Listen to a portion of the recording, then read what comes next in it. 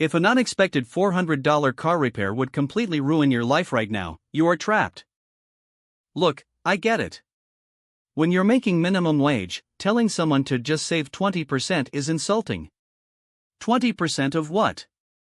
Your rent? Your groceries?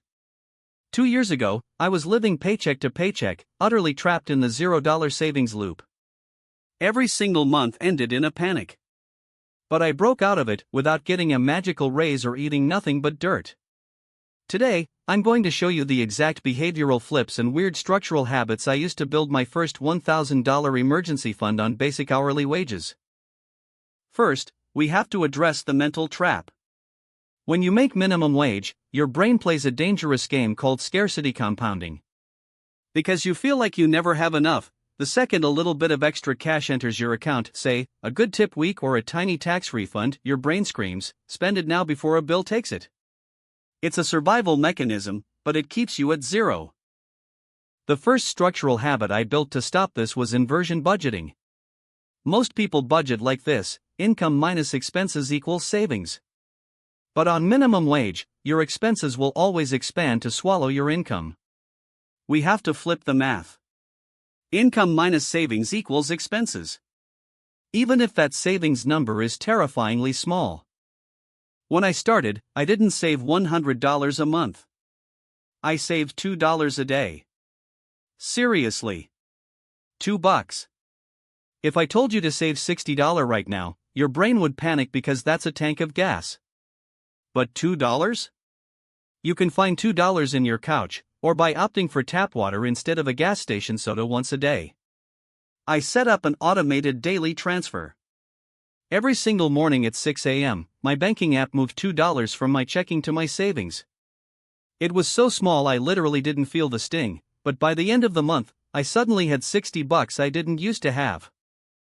But here is the structural secret that actually made it stick: the friction barrier. If your savings account is at the exact same bank as your checking account, you will transfer it back to buy groceries. It's too easy. I opened a high-yield savings account at a completely separate online bank. I didn't download the app on my phone, and I didn't opt for a debit card. I made it physically annoying to get to that money. It took 3 business days to transfer back to my main account. That friction is what saved me from my own impulse spending. The second major structural change was how I handled wage increases or extra shifts. I call it the ghost hour. When you're working hourly, your schedule fluctuates. One week you get 30 hours, the next you get 35. Normally, we treat those extra 5 hours as fun money. Instead, I decided that my baseline life was funded on 30 hours. Any hour I worked past that was a ghost hour. The money existed, but it belonged to the future me, not the present me. The moment that direct deposit hit, I manually sent the earnings from those extra hours straight to the friction bank. What this does is decouple your lifestyle from your hours. If you adapt your lifestyle to your highest earning week, you are structurally guaranteed to drown on your lowest earning week. It took me roughly 7 months of daily $2 transfers and capturing ghost hours to hit my first $500. It felt slow. It felt agonizing. But then, the magic happened. My car alternator died. Normally, this would have meant putting it on a credit card, missing rent, and spiraling into debt. Instead, I had the cash. I paid the mechanic. I drove away.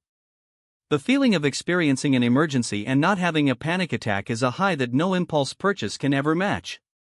That is when the momentum shifts. If you are at zero right now, do not try to save hundreds.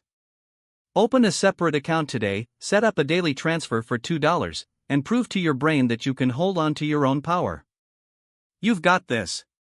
See you in the next video. Please don't forget to subscribe, like, and comment to get more impactful videos. Thanks for watching.